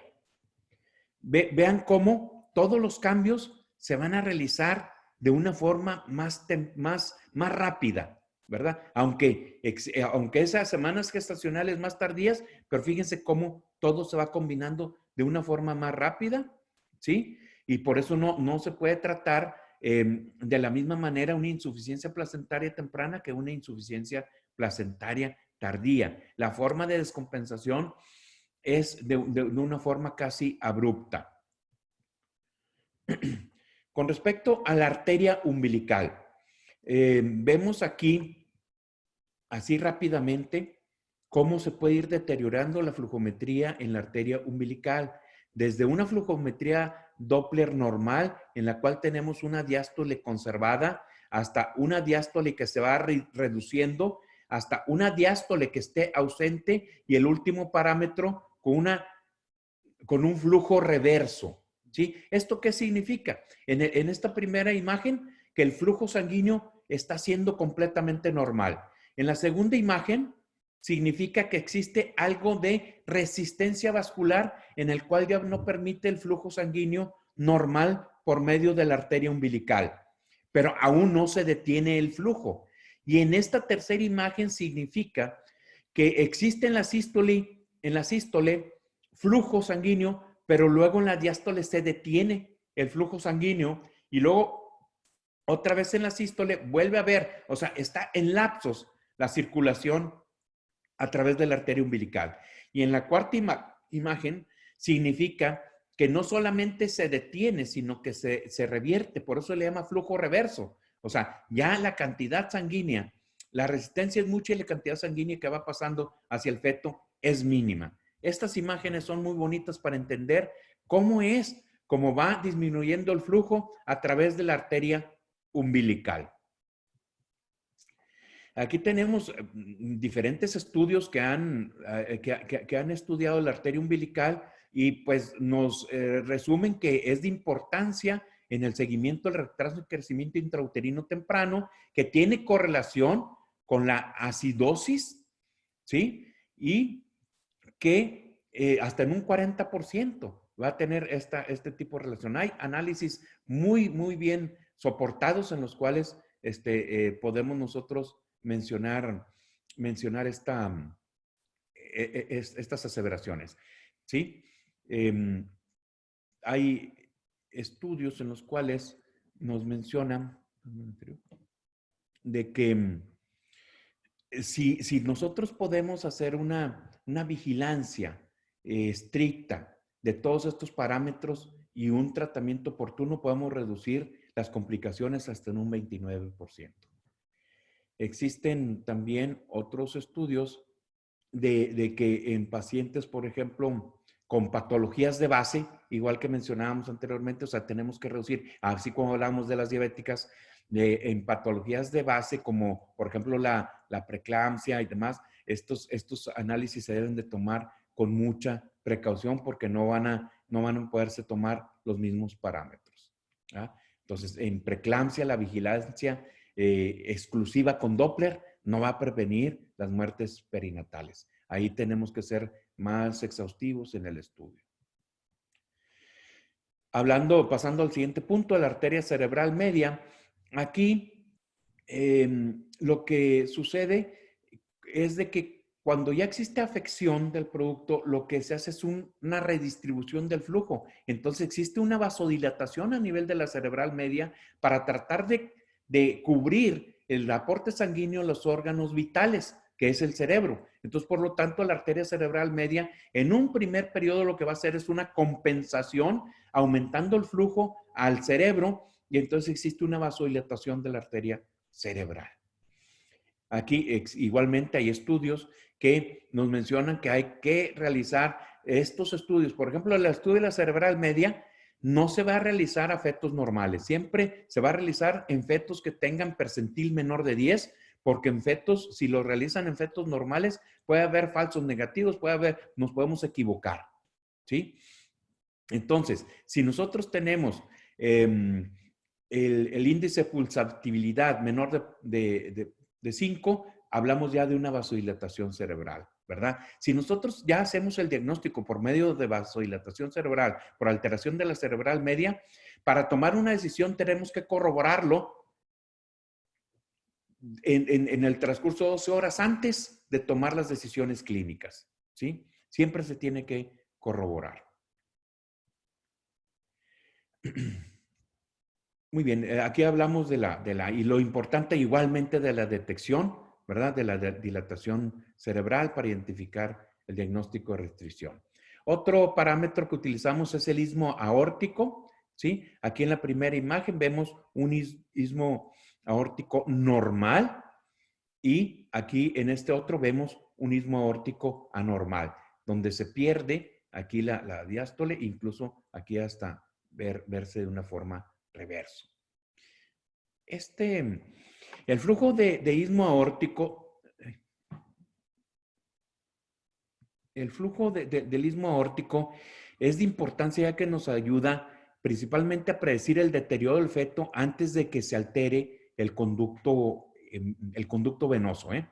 O sea, de hecho, da hasta 7 días antes de que se altere el conducto venoso. Se debe valorar el patrón de la onda, ¿verdad? Debiendo ser anterógrado, ¿sí? Y ya cuando es reverso, pues significa que está alterado. De acuerdo a los estudios, los cambios en la flujometría Doppler de este parámetro, el istmo aórtico, se va a asociar a un incremento en mortalidad fetal y morbilidad neurológica. Ya cuando está reverso, es un signo de deterioro muy avanzado, ¿verdad? Ya les mencioné que preceden anomalías del ductus venoso por 7 días, ¿verdad? O sea, este no es un buen predictor de muerte fetal a corto plazo, ¿sí? Por ese espacio. Ahora vamos a ver el ductus venoso, que es el que más se utiliza para ya ver fetos que están muy afectados. Y van a ver en la clasificación cómo este es el que más lo toman en cuenta cuando existe ya un deterioro muy importante. Aquí dentro del ductus venoso, lo que debemos de poner atención son a las ondas de sístole, diástole, ¿sí? Y la escotadura al término de la sístole y diástole. Es una imagen bifásica que se fijan de aquí cómo se va deteriorando. Esta escotadura va aumentando del término de sístole, diástole, hasta llegar a una resistencia máxima y terminar en un flujo reverso en estas últimas dos imágenes. Esto es cómo se va deteriorando, así como hemos visto los flujos de los otros parámetros. Lo que está reportado con respecto al ductus venoso es que es de importancia en monitoración de la restricción temprana y que si es anormal va a estar asociado a una disfunción cardíaca subclínica, asociado a acidosis, a necrosis miocárdica y va a tener un aumento importante de riesgo de muerte perinatal. El último parámetro, las arterias uterinas. Anteriormente, lo que hacíamos es que medíamos por separado, medíamos las arterias uterinas, derecha e izquierda, ¿sí? Y había diferencias si era bilateral o unilateral y hacíamos ahí diferentes protocolos para tratar las resistencias de las arterias uterinas dependiendo si era bilateral o unilateral. En la actualidad ya es independientemente que sea bilateral o unilateral, lo que se hace es un promedio. Y vemos que si está alterado este promedio del cálculo del índice de las arterias uterinas, cuando es anormal, se ha visto que hasta aumenta la posibilidad de cesárea hasta en un 70% de cesárea urgente. Aquí tenemos diferentes estudios, ¿sí? Que se han hecho aquí en mi país como diagnóstico y tratamiento de restricción intrauterino, que ven la edad gestacional, los niveles de arteria umbilical, de cerebral media, ¿sí? Y del promedio de arterias uterinas, haciendo los cálculos. Esto pues está ampliamente estudiado y demostrado. Y también cómo las curvas, cómo van cambiando los cambios secuenciales en Doppler de lo que sucede en la restricción del crecimiento intrauterino de acuerdo a estos parámetros de los que estamos hablando. Ahora, esto es, este último punto yo creo que es uno de los más importantes porque ha ido cambiando en los últimos años y el apegarnos a los protocolos es lo que nos ha dado buenos resultados en muchos de nuestros centros, ¿verdad? Entonces, ¿cómo clasificamos ya un feto que tiene restricción? ¿Cómo clasificamos su gravedad para poder decidir el manejo que vamos a hacer de acuerdo a la clasificación que vamos a hacer? Y aquí, fíjense, un poquito de historia de cómo se clasificaba anteriormente. Cuando teníamos un recién nacido con menor peso al percentil 10, ¿sí? Había dos clasificaciones. Pequeño para edad gestacional, hasta en un 80%, y fetos que reunían ya las características de restricción en un 20%. Así para que no se les olvide, 80-20. Y luego de ahí, los que eran de restricción, los dividíamos en simétrico, igual, 20-30%, o asimétrico, un 70-80%. Y el simétrico lo relacionábamos nosotros hace décadas, como lo hacíamos, era que relacionábamos, oíamos una restricción simétrica, alteraciones cromosómicas o infecciones. Y el asimétrico ya le buscábamos otro tipo de causas, ¿verdad? En la actualidad ya esto no es una realidad, ¿verdad? No se relaciona al 100%, ¿verdad? Aquí algunas de las clasificaciones, ¿verdad? De cómo eran las diferencias entre entre estas dos clasificaciones, ¿verdad? Luego después había una clasificación de la restricción precoz, unos que eran combinados y otro que era tardío. Y aquí lo tenemos, este primer tipo 1, cómo eran las características, el que era precoz, igual la frecuencia como ya lo habíamos mencionado, que era simétrico, que era intrínseco y decíamos que era un feto eutrófico o hipoplásico. El tipo 3, que es la zona intermedia, semisimétrico, hipotrófico malnutrido y una causa extrínseca. Y el tipo 2 era la mayor parte, ¿verdad? Que era simétrico, ¿sí? Distrófico y desnutrido. Todo esto ha ido cambiando, ¿sí? Y hablamos de que la proporcionalidad corporal en fetos sí tiene poca relación con la etiología y es de poca utilidad clínica. Por eso todo esto ha ido cambiando y ahora los protocolos actuales que estamos utilizando y que han apoyado mucho las investigaciones que se han hecho en Barcelona con los grupos de investigadores de Barcelona es utilizando la flujometría Doppler, ¿sí? Y hablamos, lo que les mencionaba en la introducción de cómo medíamos los estudios y cuando hacíamos el diagnóstico, la clasificación sobre, aquí, la primera, el feto pequeño para edad gestacional, esto yo creo que es lo más importante que se nos debe de quedar. Si nosotros tenemos un feto con debajo de percentil 10, pero está entre el 3 y el 9 y con un Doppler normal, entonces tenemos un diagnóstico de peso, de feto pequeño solamente para edad gestacional. Todavía no tenemos el diagnóstico de restricción. Iniciamos con el diagnóstico de restricción cuando nosotros tenemos un feto por debajo de percentil 3. Ya hablamos de restricción tipo 1, pero que la flujometría Doppler va a estar normal. Ya vamos, aquí lo tenemos, ¿sí? Aquí lo vemos, todos los parámetros. Vamos avanzando a la patología de la restricción, y ya en la restricción tipo 2 es cuando ya la arteria umbilical va a tener una diástole ausente y un istmo aórtico con una diástole inversa. ¿Sí? Les voy a pasar cómo se verían las imágenes para hacer el diagnóstico de una restricción tipo 2. Pero ya tenemos que tener estos dos parámetros y esto es muy importante porque de acuerdo a hacer un buen diagnóstico en qué clasificación entra el nivel de restricción, es donde no nos vamos a equivocar en el manejo adecuado que le vamos a dar a la paciente para su feto. Entonces, aquí en la 2 tiene que tener alterado estos dos parámetros y estas serían las imágenes. El flujo, ya la diástole ausente y el istmo aórtico alterado.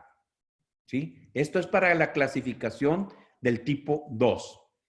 Ahora nos vamos a la clasificación tipo 3. Ya no, en la tipo 3 no solamente está ausente la diástole, sino miren, aquí lo vemos, tiene que tener la diástole reversa, la umbilical, ¿sí? Y aquí ya viene alterado en la 3 el ductus venoso, ¿sí? ¿Se acuerdan que en la 2 todavía no lo mencionábamos? En la 3 ya el ductus venoso tiene que estar alterado y con un índice mayor a 95. Y aquí les voy a poner las imágenes ya con la primera que vemos la umbilical con reversa, flujo reverso. Aquí lo tenemos, ¿sí? Y ya con el ductus venoso también alterado. ¿Se acuerdan los dos piquitos que veíamos aquí de sístole, diástole? Y si se fijan ya aquí, ya hay una resistencia muy importante del ductus venoso, ya está alterado. Y es un feto, si recuerdan cuando hablábamos por separado de cada uno de estos parámetros, ya mencionábamos que cuando el ductus venoso está alterado, el feto puede tener problema cardíaco muy serio. ¿verdad? Este ya sería clasificación 3, ya cuando tenemos flujo reverso de la umbilical y el ductus venoso seriamente dañado. Y el tipo 4, tenemos que está, aquí fíjense, en el tipo 4, hay que tener cuidado, porque aquí no necesariamente aplica el mismo parámetro que para los otros 3 que mencioné. Aquí esta es una clasificación aparte porque no necesita llegar al percentil menor de 3 para brincar desde peso, desde un producto normal hasta ya decir que tenemos una restricción tipo 4.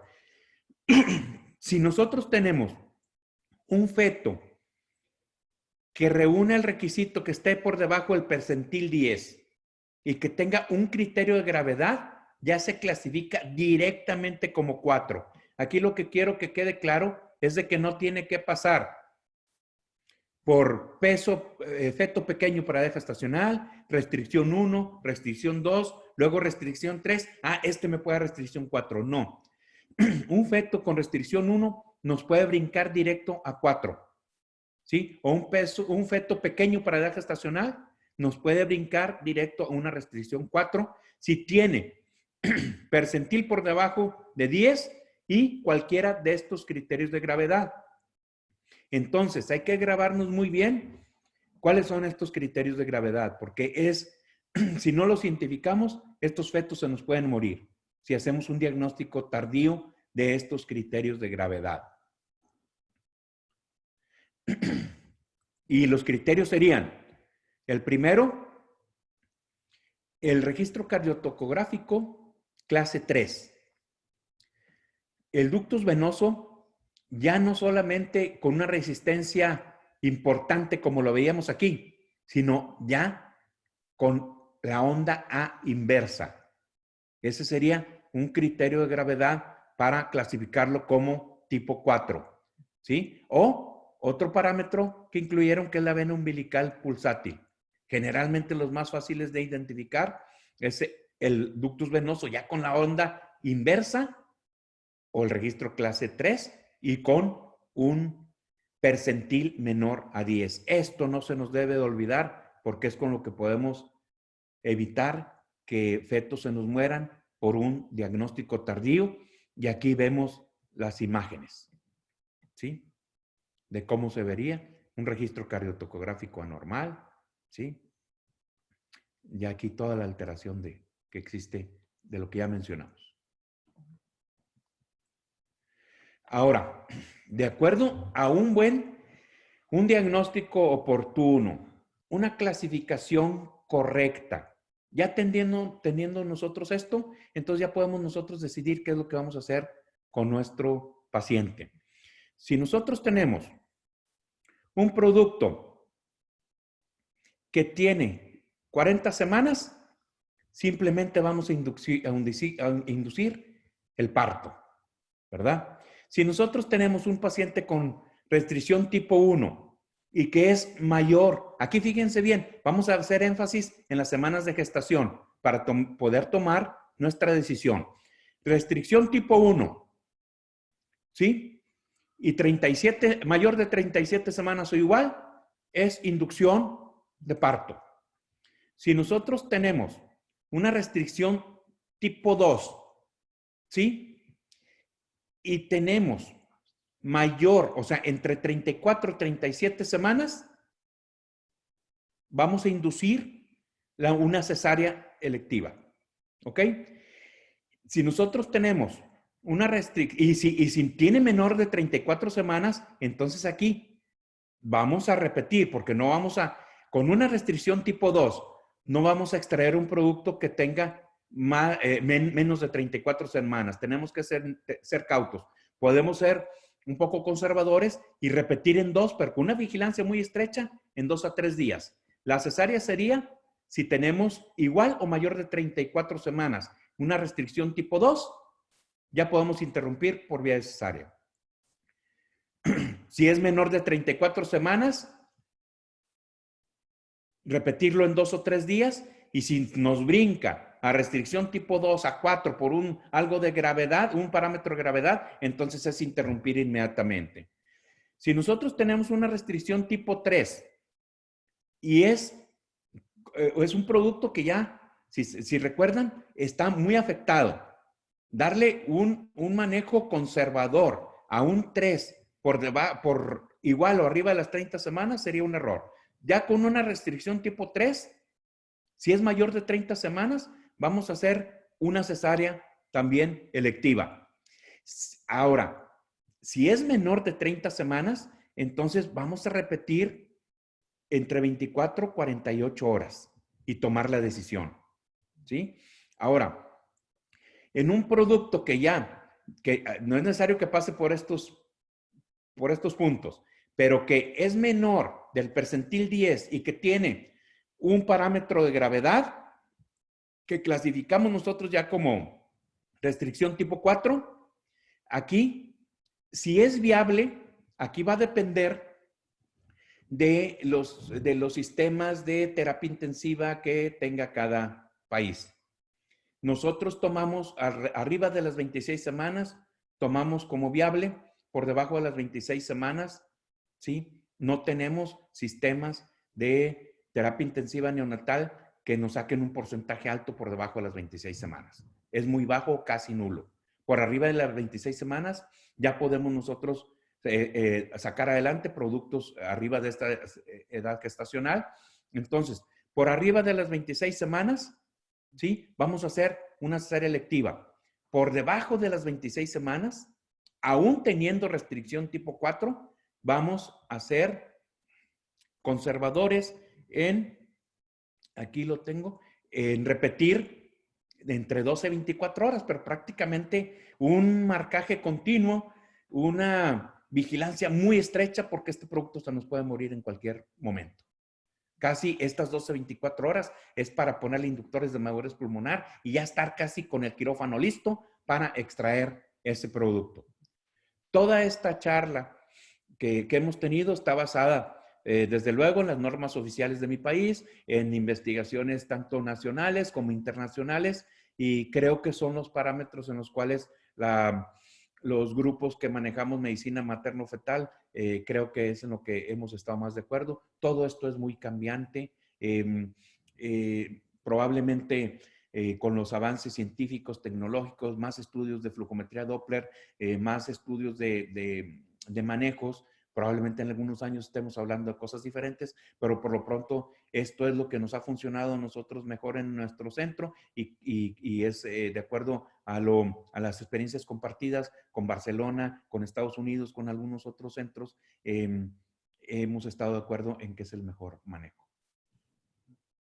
Como conclusión, el diagnóstico para iniciar, de restricción de crecimiento intrauterino, el punto clave es percentil 10, porque ya de por debajo de percentil 10 o va a ser un feto pequeño para edad gestacional o va a caer ya en el diagnóstico de restricción. Hay que apegarse a las guías clínicas para diagnóstico y tratamiento. Los estudios con flujometría Doppler son indispensables, ¿verdad? Y siempre hacer una correcta clasificación, identificar qué efectos de gravedad y seguir los protocolos de acuerdo a los manejos establecidos. Muchísimas gracias. Esta es mi ciudad de Monterrey, Nuevo León, México, y este es mi hospital y facultad de medicina. Muchísimas gracias por su atención. Muchísimas gracias, doctor Guzmán, por su brillante intervención y por su tiempo. Les queremos recordar, queridos invitados, que las respuestas se darán al finalizar las dos ponencias. Es así que, agradeciendo nuevamente la intervención del doctor Guzmán, voy a presentar al siguiente ponente, el doctor Otto Hiller. Voy a cambiar los controles de video.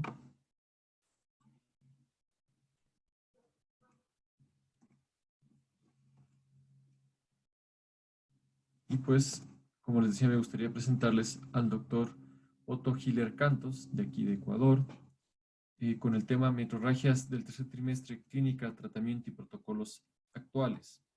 El doctor Hiller es presidente de la Sociedad Ecuatoriana de Ginecología y Obstetricia del núcleo Manabí-Segom, vicepresidente de la Sociedad Ecuatoriana de Colposcopía y Patología del Tracto Genital y además quien gentilmente nos ha involucrado como Exceltis en este MAC 9.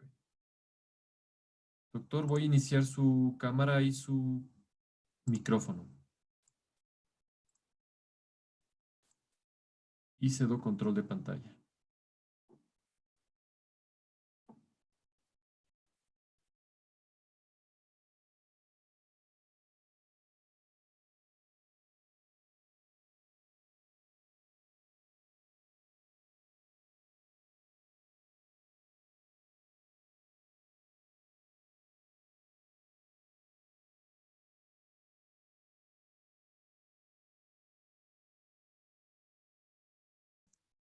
Por favor, un minuto mientras restablecemos conexión con el doctor Otto Hiller.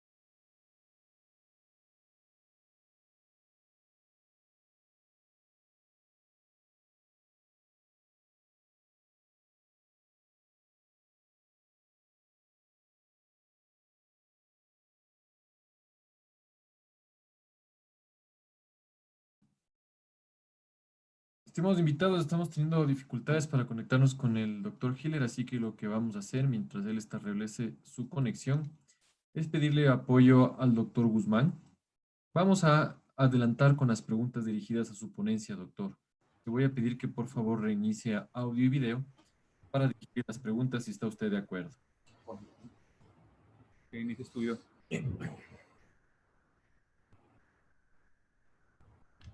Perfecto, doctor. Muchas gracias por su apoyo. Mientras el doctor Hiller restablece conexión, pues voy a dar lectura a las preguntas que el auditorio ha tenido para usted. Vamos a ver, esta no es pregunta, tampoco es pregunta. Dice, buenos días, doctor. Pregunta, ¿el IP alterado mayor a 95 de la artículo umbilical indica un riesgo de muerte perinatal? ¿Qué conducta se debería tomar en ese caso, dependiendo de la edad gestacional del feto? Sí, de acuerdo al índice de la umbilical, cuando está alterado, aquí lo tenemos. Si tenemos un índice alterado, vamos a tener ya diagnóstico de restricción, si lo tenemos por debajo del percentil. Entonces, dependiendo de la clasificación y de los datos de gravedad y de las semanas de gestación, ¿sí? Si es por arriba de la semana 37, va a ser interrupción del embarazo. Generalmente esos fetos les va a ir bien. Si solamente lo tiene alterado el índice y sin ningún otro factor, ¿sí? Va a ser un feto que haciendo el tratamiento a tiempo, ¿sí? No vamos a tener ningún problema. Pero hay que actuar.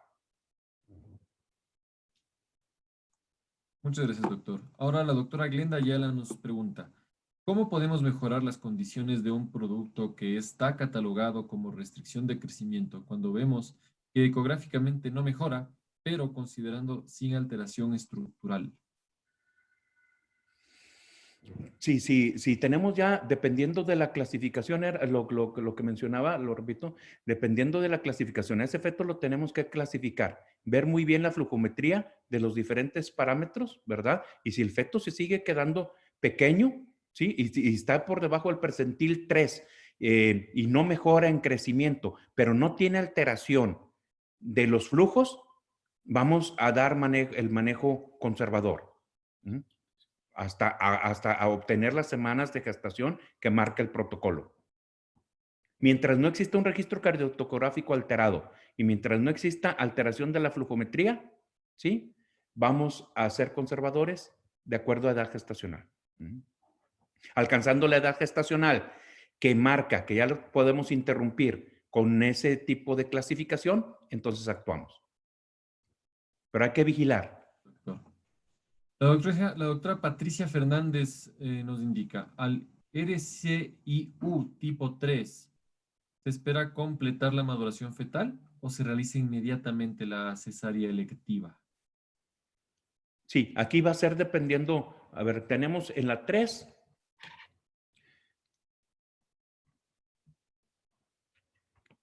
aquí lo mencioné, si nosotros tenemos una restricción tipo 3 y tenemos nosotros menos de 30 semanas, ¿sí? Podemos dar inductores de madurez pulmonar, ¿sí? Esperar las 30 semanas, esperando solamente las 24 horas e interrumpirlo, ¿sí? Si tenemos más de 30 semanas, ya no esperamos. Inmediatamente interrumpimos. Ahí las 30 semanas es lo que nos va a marcar la pauta en tomar la decisión. Solamente que tenga menos de 30 semanas, aplicamos inductores de madurez y repetimos en 24, 48 horas el estudio y ahí tomamos la decisión. Pero es muy importante el algoritmo este que les mencioné de acuerdo a la clasificación y las semanas de gestación. Eso ahí como se los mencioné, es muy fácil y saber hasta cuándo podemos nosotros esperarnos con un producto para no equivocarnos. Aquí, para la restricción 3, 30 semanas es la clave. Arriba de 30 semanas tenemos que extraerlo y no debemos esperarnos a inductores. Doctor. Ahora una pregunta del doctor Sócrates Palma, quien comenta, ¿sería recomendable a toda paciente que RCIU antes de las 32 semanas realizar neuroprotección fetal con sulfato de magnesio? Definitivamente que sí. Sí, está indicado. Y no solamente con restricción, con cualquier patología que nos haga a nosotros tomar la decisión de interrumpir en fetos extremadamente prematuros o inmaduros, hay que protegerlos. Y tenemos una pregunta más. En los casos donde encontramos RCIU antes de la semana 37 y durante el seguimiento semanal se encuentra percentil mayor a 10, ¿cuándo hay que realizar nuevamente US o se trata ya como un feto normal? A ver, si tiene percentil mayor a 10, se trata como un feto normal. Entra otra pregunta y dice, ¿cuál sería la dosis de sulfato de magnesio para protegerlo del RCIU? Sí, es 1 gramo por hora.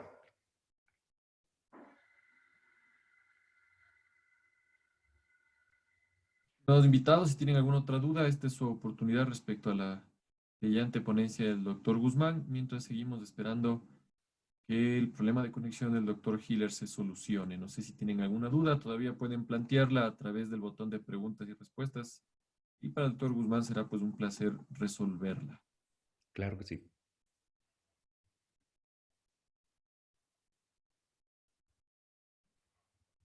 Por el momento parece que no hay más dudas, doctor. Muchísimas gracias por su... Bueno, sí, entra una pregunta y dice, la doctora Mosquera, tengo un paciente con 37, una paciente con 37 semanas, con fecha de última regla y por eco 34 semanas.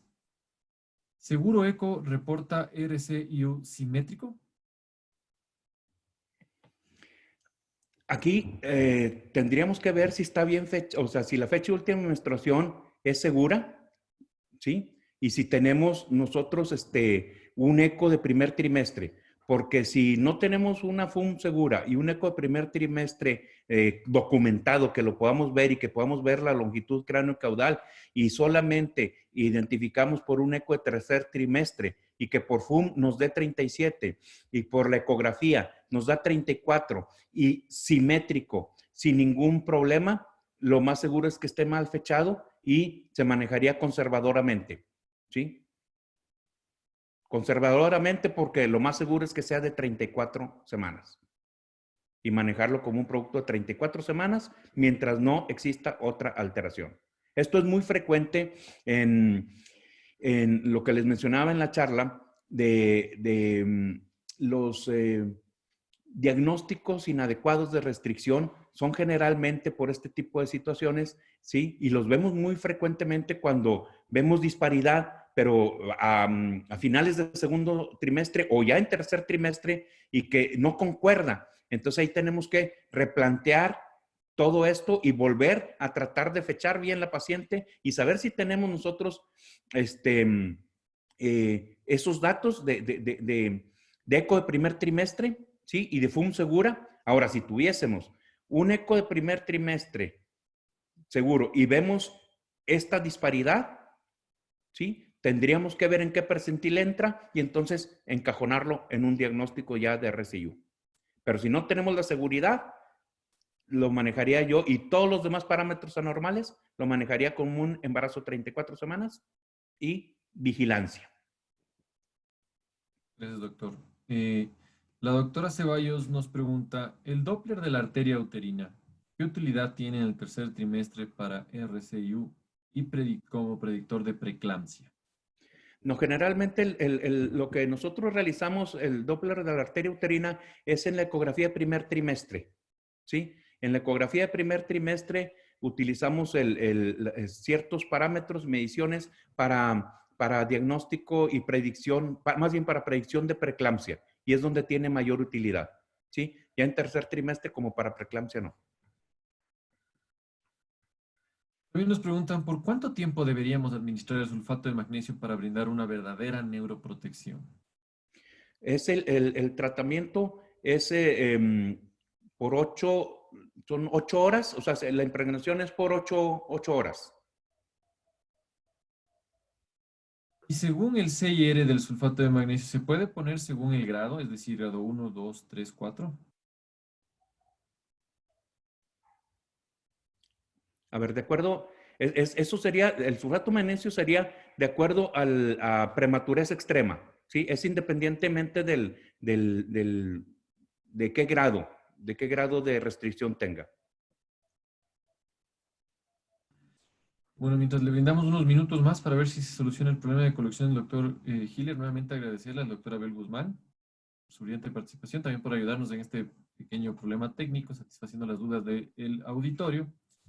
Y mientras se termine de solucionar, pues recordarles que Exceltis Pharma, líderes en bioequivalencia in vivo, les ofrece un portafolio de productos de calidad europea con estudios de bioequivalencia in vivo, es decir, intercambiables de acuerdo a los criterios de intercambiabilidad de la OMS con los productos de referencia, además de nuestros productos de investigación e innovación propios que hemos lanzado ya en 57 países del mundo y pues desde octubre del año pasado aquí en Ecuador. Nuevamente nos ponemos a las órdenes, no solo como proveedores de soluciones terapéuticas, sino como aliados en educación continua y este tipo de iniciativas científicas en las que siempre es un placer poder participar. Vamos a dejar un rato la transmisión en stand-by y vamos a comunicarnos por interno con el doctor Hiller para tratar de solucionar el problema. Muchas gracias, doctor Guzmán. Retomamos en breves minutos. Gracias a usted.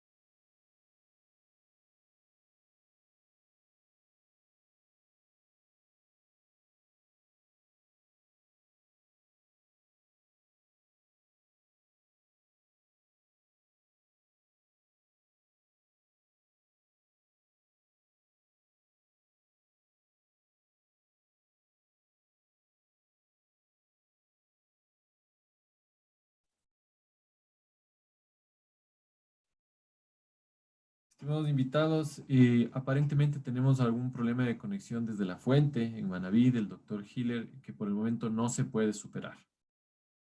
Siendo así, queremos agradecerles a todos ustedes por su amable asistencia, por brindarnos parte de su tiempo personal virtualmente en un sábado para enriquecerse científicamente y por contar con nuestro apoyo. Esta sesión ha sido grabada en video y será compartida con todos los asistentes en los próximos días, así como por favor les pedimos que estén atentos a la próxima apertura de nuestro canal de YouTube, donde estarán cargadas todas las ponencias que hemos tenido la oportunidad de hacer durante esta pandemia.